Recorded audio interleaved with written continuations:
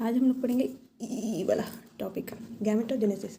Gametogenesis का मतलब है formation of male and female gamete, यानी कि मेल और फीमेल गैमेट का बनना। मेल गैमेट यानी कि स्पर्म, फीमेल गैमेट यानी कि ओवम। जब मेल गैमेट बनता है उस प्रोसेस को हम कहते हैं स्पर्मेटोजेनेसिस, मतलब कि स्पर्म का बनना। और जब फीमेल गैमेट बनता है उसको हम कहते हैं oogenesis, यानी कि ओवम का बनना। अब हम लोग पढ़ेंगे डिटेल स्पर्मेटोजेनेसिस प्रोसेस को। स्पर्मेटोजेनेसिस प्रोसेस में सबसे पहले आता है स्पर्मेटोगोनिया।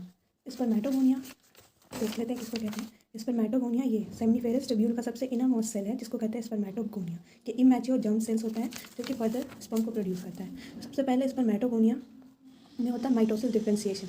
क्रोमोसोम नंबर भी देखते चलेंगे। स्पर्मेटोगोनिया डिप्लॉयड सेल है, यानी कि इसमें 46 क्रोमोसोम नंबर होता है। अब इसमें होता है माइटोसिस डिफरेंशिएशन। माइटोसिस मियोसिस आप लोग पहले पढ़े होंगे, फिर भी एक बार देख लेते हैं।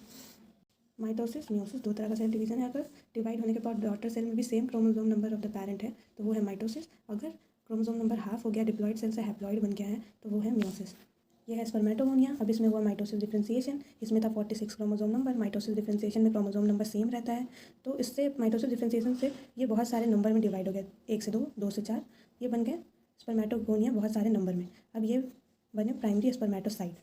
अब प्राइमरी स्पर्मेटोसाइट में हुआ मियोटिक डिवीजन। मियोटिक डिवीजन के बाद ये बने सेकेंडरी स्पर्मेटोसाइट। अब क्योंकि यहाँ पे मियोटिक डिवीजन हुआ है तो इसलिए 46 क्रोमोसोम नंबर हो जाएगा 23, हाफ हो गया।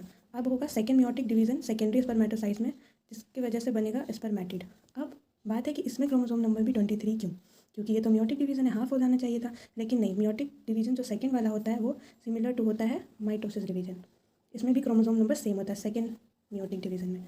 तो स्पर्मेटिड बनने के बाद अब जो प्रोसेस होता है स्पर्मेटिड से स्पर्मेटोजोआ बनना, उसको हम लोग बोलते हैं स्पर्मियोजेनेसिस। इसमें क्या होता है, स्पर्मेटिड में डिफरेंशिएशन होता है और वो ट्रांसफॉर्म कर जाते हैं स्पर्मेटोजोआ में, जिसको हम लोग स्पर्म भी कहते हैं। इस प्रोसेस को कहते हैं स्पर्मियोजेनेसिस। और इस पूरे प्रोसेस को, स्पर्म बनने के प्रोसेस को कहते हैं स्पर्मेटोजेनेसिस। स्पर्मेटोजोआ बनने के बाद ये यहाँ सेमिनिफेरस ट्यूब्यूल्स के सर्टोली सेल्स में इसका हेड एम्बेडेड होता है ताकि सर्टोली सेल्स इसको न्यूट्रिशन प्रोवाइड करे। इसके बाद जब ये सेमिनिफेरस ट्यूब्यूल से रिलीज होकर आगे रेटिल टेस्टिस से वासा इफ्रेंटिया में जब ये जाता है, उस प्रोसेस को कहते हैं the release of spermatozoa from seminiferous tubules is called spermiation. मतलब स्पर्म का रिलीज होना फ्रॉम सेमिनिफेरस ट्यूब्यूल, उसको कहते हैं स्पर्मिएशन। तो ये था होल प्रोसेस ऑफ स्पर्मेटोजेनेसिस। अगर वीडियो अच्छी लगी हो तो लाइक शेयर सब्सक्राइब।